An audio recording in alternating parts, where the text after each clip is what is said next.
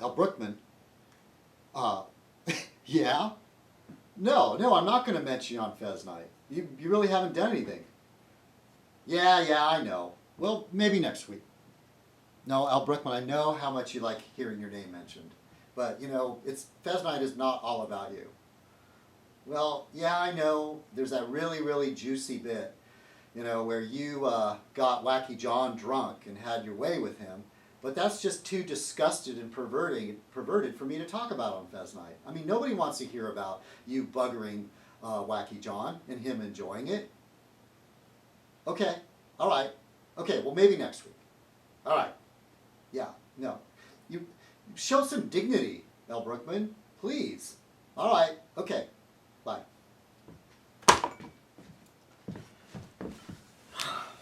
Oh, my. I thought I lost my glasses. I said, oh man, I can't do my Fez Night without my trademark glasses, the Wayfarer frames. Hey, I have tea, and I have some food in my stomach. My mind is still not sharp at all.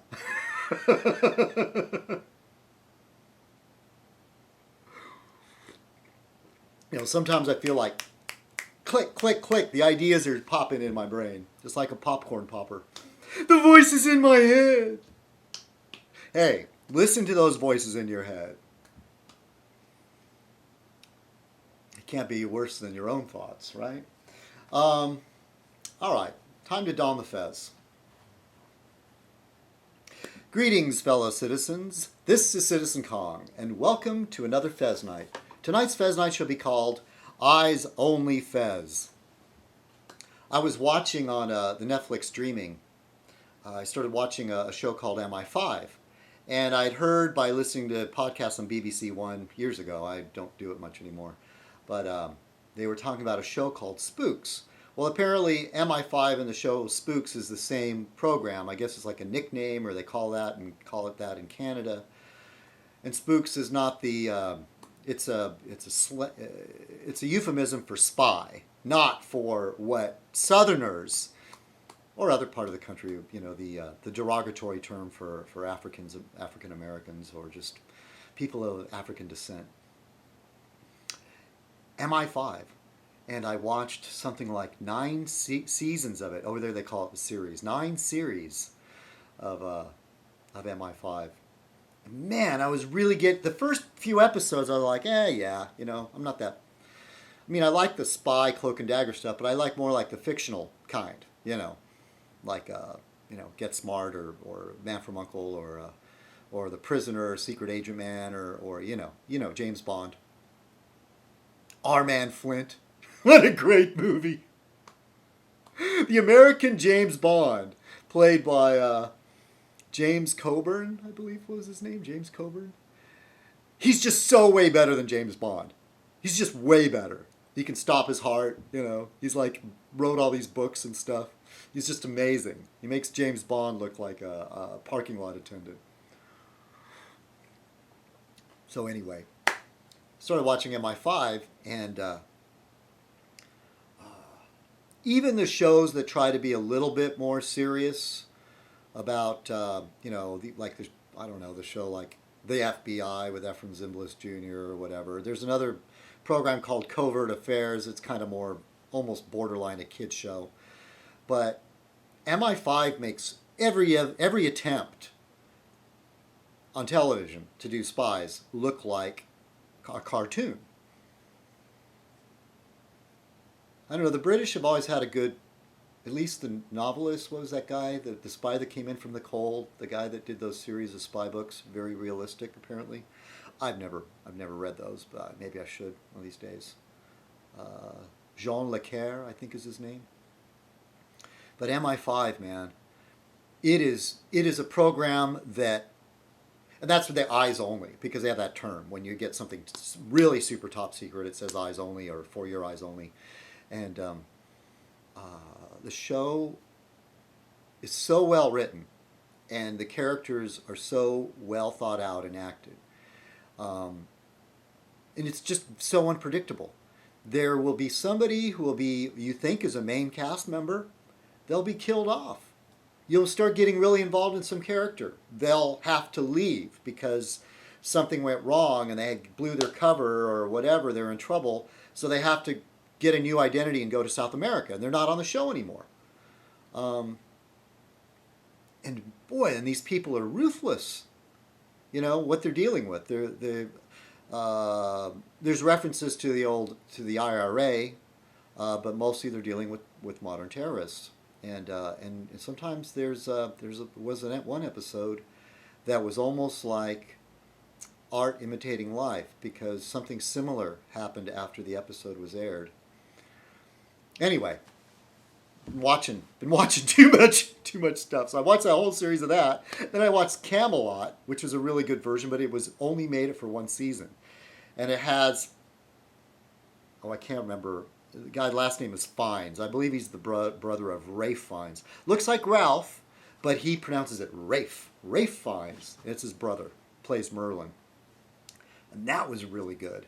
But it was only on for one season. It couldn't get renewed because of the actors had other gigs going on and things like that. Anyway, enough about that. I don't know. I just got kind of excited about those two shows. I was so disappointed when Camelot ended. You know, because there was so much more to tell. They only got as far as where Morgan assumes, you know, she's magic, makes herself look like Lady Guinevere, or Guinevere, she's not a lady yet, and seduces King Arthur, young King Arthur, and later she gives birth to, and Morgan is his half-sister, which is even more sordid, and she gives birth to Arthur's son, who later in the legend fights him and kills him. So it's too bad. I love the way Merlin was depicted. Merlin was not like super magical. In fact, in the beginning you kind of wonder if he just has everybody fooled, thinking he's magical, sort of like a Rasputin sort of character, where he's really cagey, really smart, knows a few things, been around, has flexible morals. I just like the way it was played. It was a lot more realistic. Later you find out he does have some magical powers, but it's not like he can use them. What's interesting that I like about it is that when Morgan does it, if you practice magic, there's always a price to pay. And I would think anytime you do something that's a cheat or not above board or something, there's a price to pay. Even when you do everything right, you pay a price. Huh? Either way, nothing's free. Yeah, so let's see. I want to say hello to my good friend Sonny Jim. Hey, Sonny Jim. Sonny Jim is building a shim army. You're a weird kid, Sonny.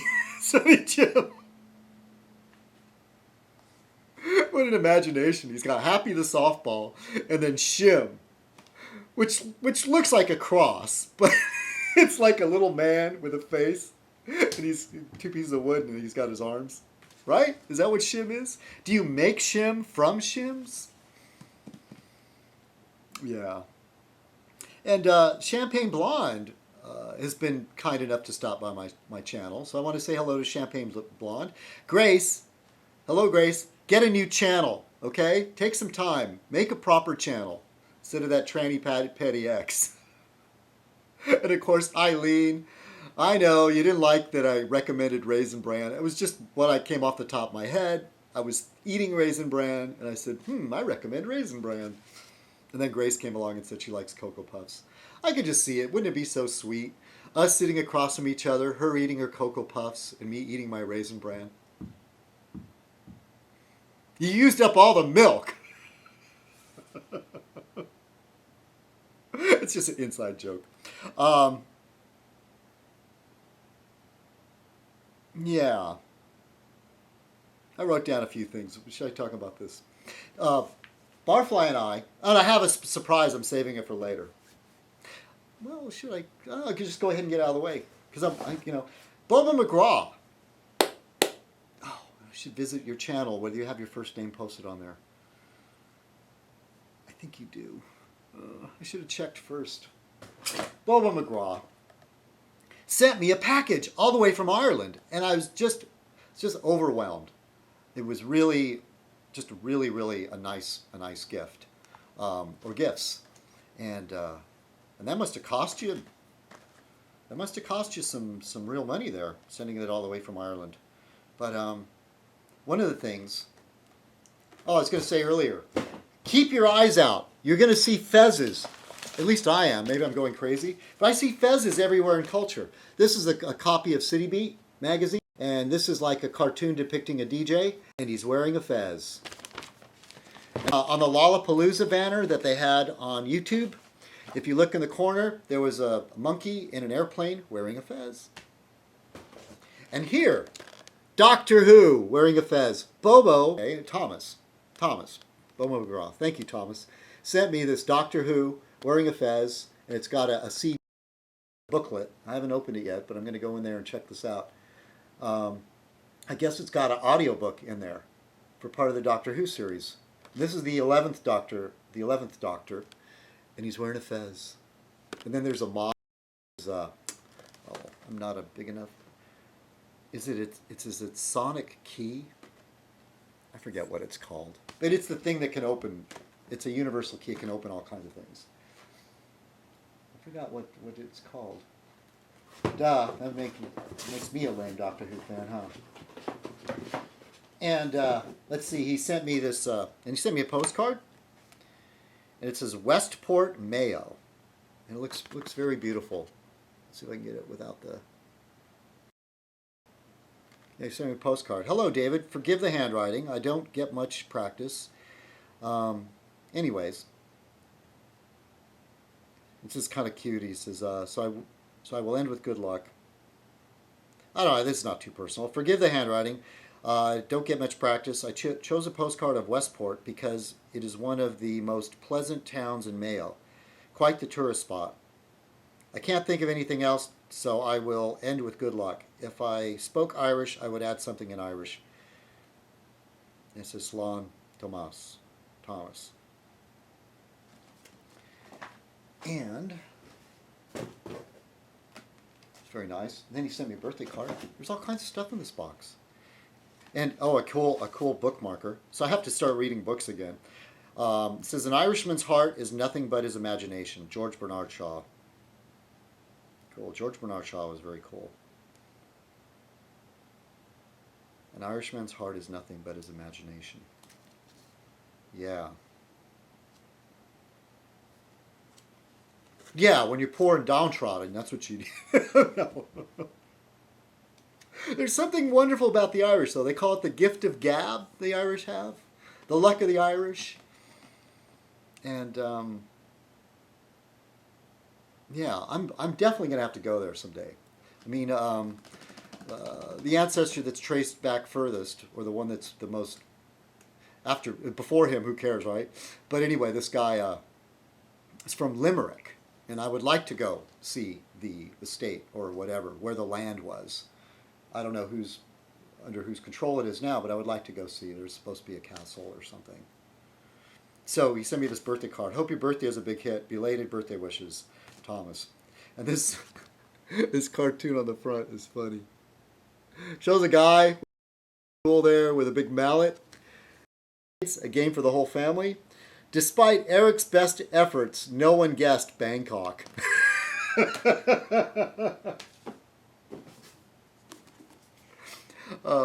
Bobo McGraw, he's the one who told me about this program with Stephen Fry, and I've watched everything I can on YouTube. And I think the poor guy that was uploading new QIs got in trouble with YouTube. He had a bunch of them up there, though, and I watched all I could, hours. And so Thomas told me about QI, which stands for Quite Interesting.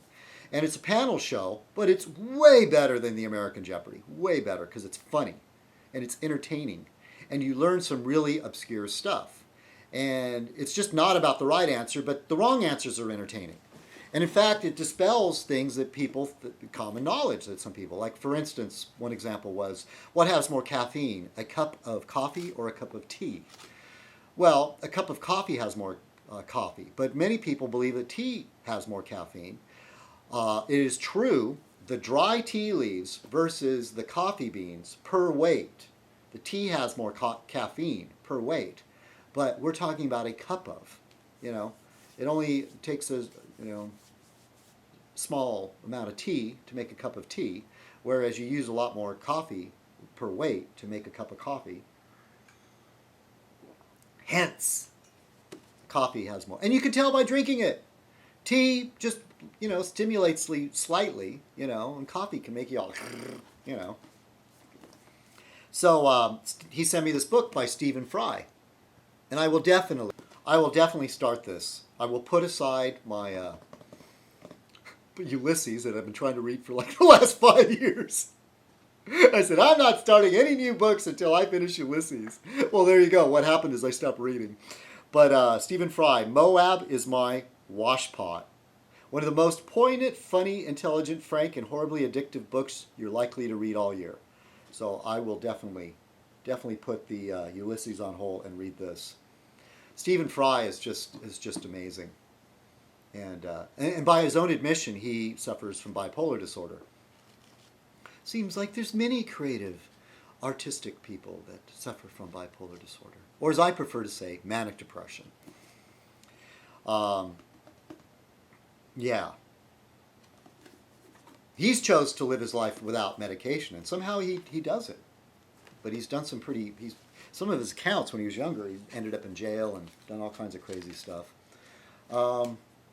But boy, Stephen Fry, really, really interesting guy. If you ever, if those of you who don't know him, he makes an appearance in the movie V for Vendetta. He's in that movie. Everybody should watch V for Vendetta. I think it's such a great movie. Even though a lot of people were disappointed, the graphic novel fans are always disappointed with the movie version, but I enjoyed it because I didn't read the graphic novel, I suppose. He gave me an Irish dictionary. So when I go to Ireland, I run into all those Gaelic people that don't speak English. No, I'm just kidding. Oh, but this should be very interesting.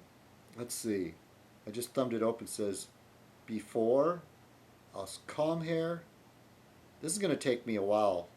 I'm going to have to learn the pronunciation. But to say before, O-S calm hair. Coin, the year, coin. Interesting. Gaelic, and I guess here's in English. So Gaelic to Beerla. An Irish English dictionary. Thanks, Thomas. I like that you included books. I really do, because I need to. Is this something I forgot the first time? No, that's something else. And, here we go. Stephen Fry, this I forgot. That was in here too. QI, Book of General Ignorance. Awesome. Now 26% more ignorant.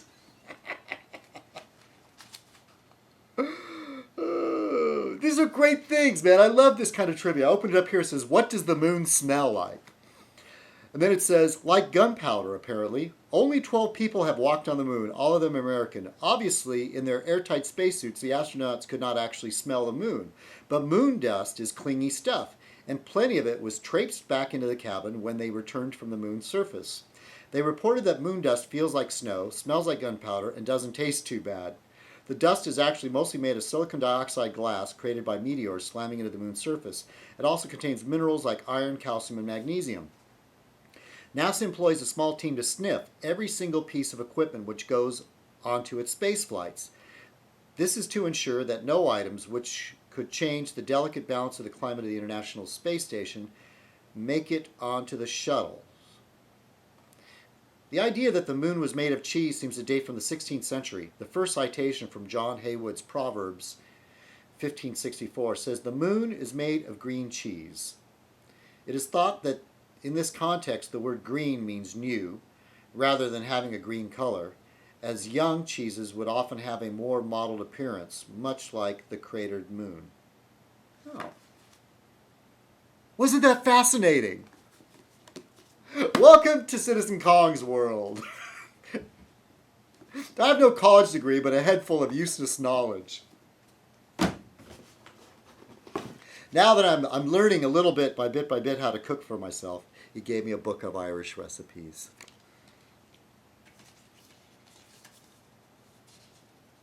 Is this something with leeks? Oh, cool.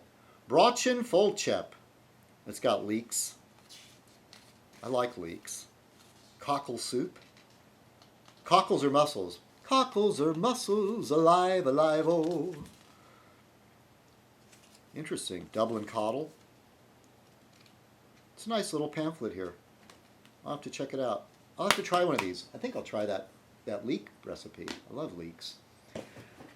All right, and I saved the best, well, not the best for last. This is sort of random, but he sent me a Doctor Who coffee mug. Please, I almost don't want to use this because I'll eventually break it. You notice how I've been using these other mugs? I broke my Union Jack mug a long time ago, and I told myself I'm not buying a new Union Jack mug until I can actually afford it. Of course, I'm spending money on other things I can't afford. More on that later.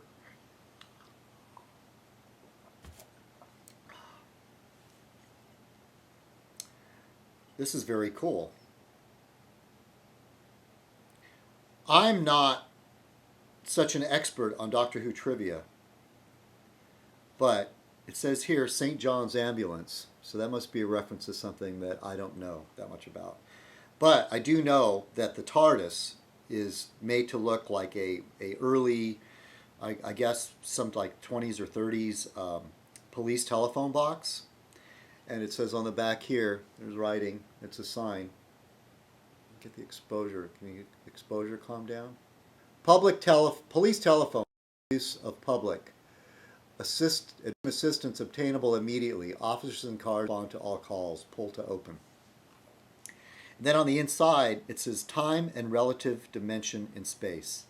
Time and relative dimension in space. It says that right on the inner lip there. Very cool. Very cool. But I will have to use it and just be extra careful when I wash my dishes. But man, I am so clumsy. I'm always dropping things. Thank you so much, Thomas. I was really overwhelmed. Such generosity. There are many people I would like to do something for, and you're one of them. But I don't know when I can get to it. When Timmy jokes about me not affording the newspaper, not being able to afford food, he's basically, I've more or less admitted, openly said that I'm struggling. New job is great, but it doesn't pay anywhere near what I made before, and I'm still incurring the same. I've tried to cut back as much as I can, but I'm still incurring the main expenses, that I did before. And I used to complain even then. But anyway, yeah, you're on my list.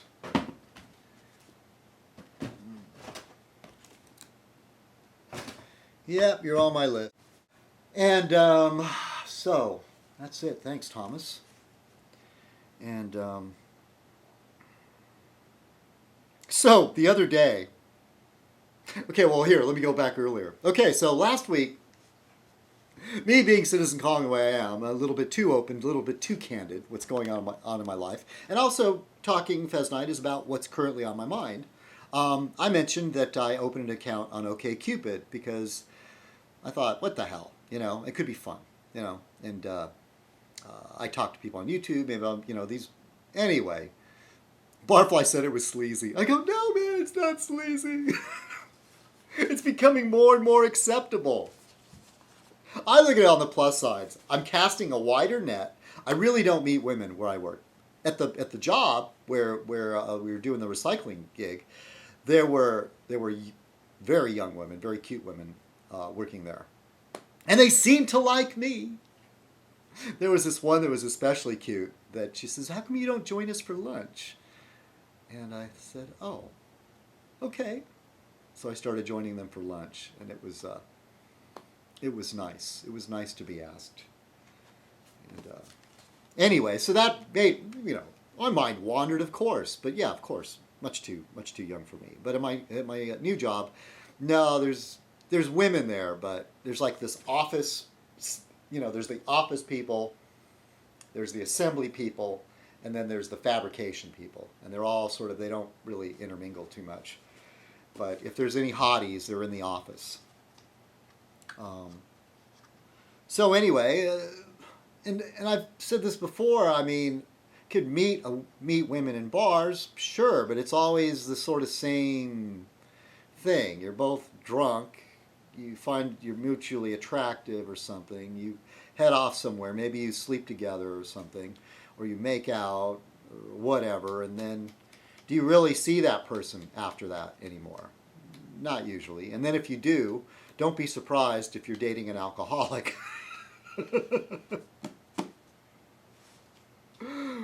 So in this case, you're casting a wider net. And then on the plus side, I meet women all the time that I would like to chat up or ask out. But then you do ask her out and you find out that she's, seeing somebody. So in this case, I mean, what can I say? I just give it a shot, I mean, the whole thing, these women are putting themselves out there, they're available. You can see a picture of them. You can learn a little bit about it. I had a woman contact me, and she looked all right. I haven't responded yet. My profile is really weird. She says, "You must have a sense of humor." I felt like writing back, going, "No, I'm absolutely serious. I have no sense of humor." That'll scare her off, huh? So I made the mistake of mentioning that. So, Timmy, I'd have to say in the world of cyberspace, I'll have to call that a win, okay? You got me. You got me good. But when you think about it, I mean, really, it's pretty creepy, okay? Once again, creepiness. You showed up where I was volunteering, uninvited. Then you showed up at my door, uninvited. Yeah, you did have me over to your house and you did feed me, and I welcomed it. I felt like your hospitality was great. But then later you turned it into like I'm some sort of ingrate. I was supposed to go for Thanksgiving, and then you uninvited me. You disinvited me. I had a little thing with L. Brookman. It should be the disinvited guest, not the uninvited guest. The uninvited guest is somebody that just shows up. You're uninvited. But the disinvited guest is somebody that was invited and then got disinvited. So the whole thing, and you were playing me, trying to pump me for information, trying to undermine my friendship. And it worked in many ways. You undermined my friendship with other people on YouTube. Yeah. And that was a big mistake, ever trusting you. One bit. And then you try to turn it around like I'm the devious one. Come on, man, look at yourself. You call yourself Jack Ruby. You're proud of how devious you are. You're proud of how underhanded you are. You're proud of it. So this the other creepy factor. Oh, and besides, threatening to confront my ex-girlfriend. I know where she works. I know where she does her laundry. Yeah. I know where she has breakfast.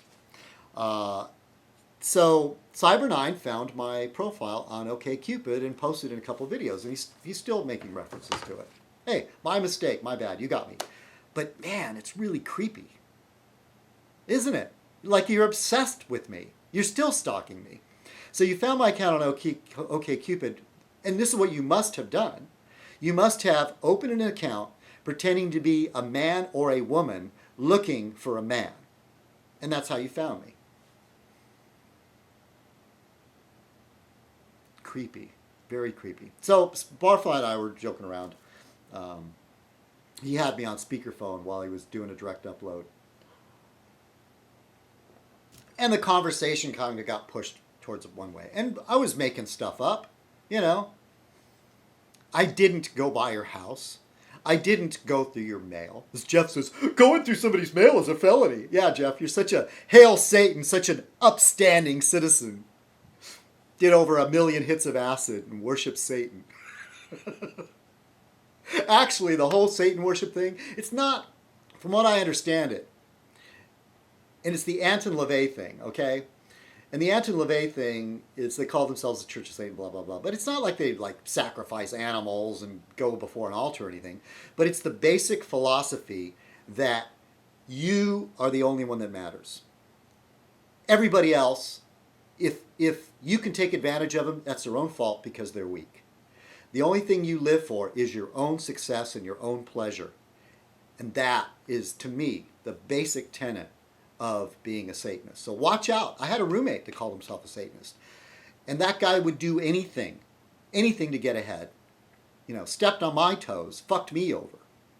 Because to show compassion or to show charity or to show sensitivity is considered weak in that area. So watch out for anybody that expounds, you know, the belief that they are a Satanist. No, it doesn't mean that they kidnap baby and have blood sacrifice or anything.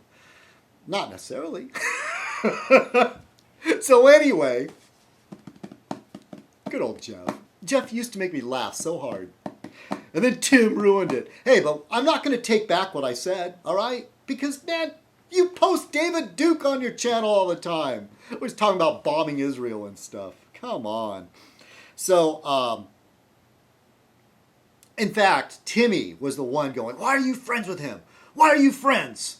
You know, and then he cut that part out, you know, of when he taped my taped my conversation without my knowledge and then posted on YouTube. Another win for Timmy. So he did that, got me really good. Got me really good by finding my profile. But all in all, anybody that I think has sensitive morals would see who's the creepy one here. Really? Okay. I might be considered naive and easily duped, but I mean, who's the con man? Who's the charlatan? Who's the shark? You know, certainly not me.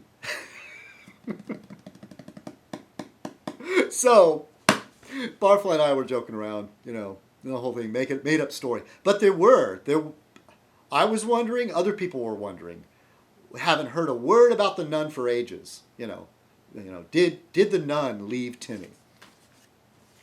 I have nothing against the nun. She's a very, very sweet lady. She was very kind to me. And of course, she's going to believe whatever Timmy tells her. So, you know, she probably thinks I'm some sort of nut job, you know, backstabber or whatever. But I have nothing against her. She's a very, very, very sweet lady. What the hell you're doing with Timmy? I do not understand. So anyway, if you only knew. No. So Barfly made this thing up about, you know, and I went along with it, that I went by Tim's house, looked through his mail, and surmised that the nun was gone. One of the things that I was wondering if the nun was gone, because Timmy was really letting his appearance go. Really letting it go. And compared to when he showed up at the Air and Space Museum without being invited, my first impression of him, seeing him in the reel, he was very, very dapper. I've said it on the phone before. He's very, like, shirt pressed, pants pressed, shoes shine. His sideburns were immaculate. And then obviously we started seeing him, his hair's down, needs a shave, wearing a sombrero. So he said something about, yeah. So then he posted another video about YouTube games, and the dude trimmed his sideburns. He's all shaved. So I consider that a win. We got to you. Got under your skin, Timmy. It's all a game. As much as you hate me, Timmy, I really don't have that much animosity towards you. The only thing is that you creep me out and you do frighten me a little bit sometimes, because you call me the nut job, that I'm the one. You say, that's why I say Dr. Timmy, psychiatrist, you have diagnosed me as being schizophrenic. I think there's some projection going on there, man. You've got some issues to say that to me, you know, and not even know. Talking about making stuff up. You know, you accuse me of just making stuff up, and I'll admit it, I made it up. But you make stuff up about me all the time. You know, and people like wonder. You say it like, oh, la la, because you met me, you must know. But it's a lie. Anyway. Oh, yeah, and Andy will be like, oh, you can't make a Fez Night without talking about Timmy. I haven't talked about Timmy in quite a while.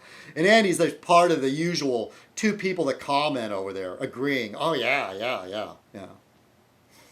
When I was talking about marijuana prescriptions legalizing, I sort of hinted that I had it. I mean, some of you read between the lines and got it, that I got one. Timmy's like, I bet you didn't tell that doctor about your bipolar disorder, you know, which I like to call manic depression. Timmy, you're so wrong. How do you think I got my prescription? I went in there with the bottles of medication that were prescribed by my real doctor, which I'm paying now, but he was kind enough to see me pro bono. You talked about that. I told you. You know what? To be fair, not be unfair. You're unfair because you've shared so many things that I've said to you when we were supposedly hanging out and we supposedly trusted each other. Supposedly we might have been friends. You've repeated so many things, and I can't think of one thing that we said in confidence to each other about you that I've repeated. I would never give your docs away.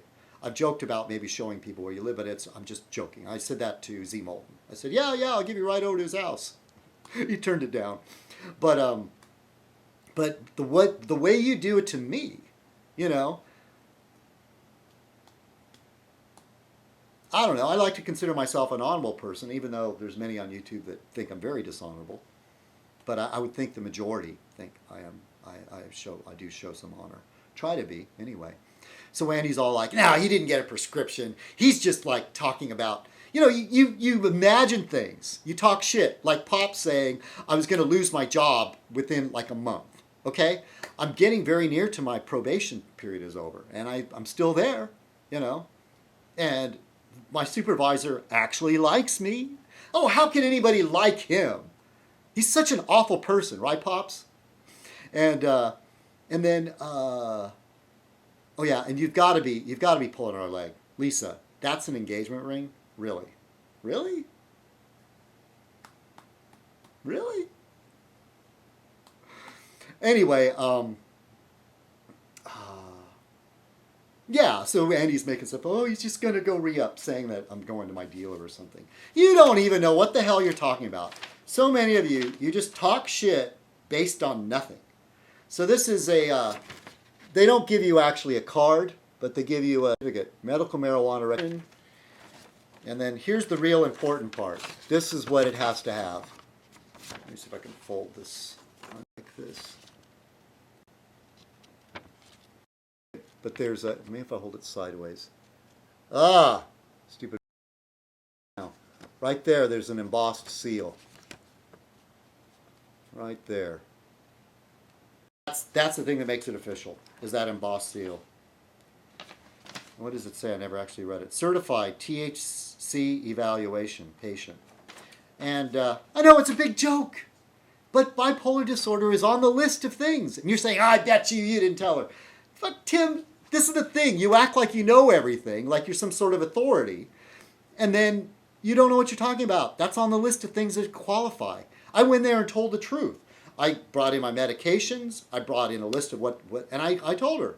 I said, I would like to use indica because it's more of a body high when I'm feeling a little agitated, when I'm feeling a little bit revved up, and I need to slow down a little bit.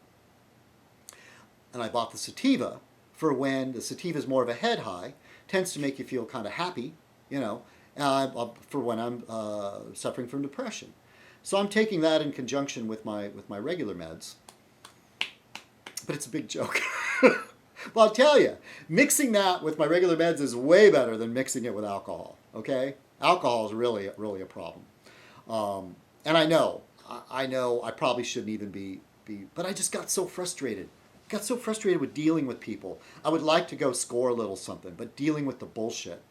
And I said, oh, geez, something is happening. This whole thing's probably going to be out of sync. But anyway, yeah, I got it. I know. And I shouldn't be spending my money on stuff like this. But hey, most of us, there's some people that live there. My father was like that, lived his entire life without developing the habit of smoking or drinking, another wine, anything. He didn't even drink tea or coffee, you know, had nothing caffeinated. I mean, his only vices were Wrigley's Juicy Fruit Gum, a toothpick after a meal, and what else? What is the other weird thing he would do? I mean, it would be one of his regular habits. Oh, he would drink soda pop, 7-Up. was his soda pop. He wouldn't drink Coke because it had caffeine in it. So an example, some people go their entire lives without anything like that. But me and most of the population, we like to have something to take the edge off a little bit. You know, a glass of wine at night, a cigarette, you know, something like that. I know, I need to quit. Which explains why I've been kind of in a fog lately. How last week's Fez Night was so weird. And Bobo McGraw, I don't know what I was saying. I should have said pronunciation, and I said something about pronouncement. And then I responded again, sounding even more off. And I said, well, was I stoned when I did that or not? Oh. Yeah, I know. My favorite, my first two purchases were Mr. Nice Guy to bring me down, and Blue Dream to bring me up. I just love the names. I have no idea what it means or anything. They have reviews online about it. So, anyway, just one of those things. I thought I would straighten that out. Please don't think ill of me, that I'm a bad person. Or just think I'm a bad person anyway. But I'm legal, man. I'm legal now. I'm part of a club. All right, boy, this has been like a long Fez night, hasn't it? Like in the good old days. Yeah. All right, then. Okay, let me wind it up. Hey, thank you so much for watching Eyes Only Fez. Have a great week, and we'll see you next time. Cheers.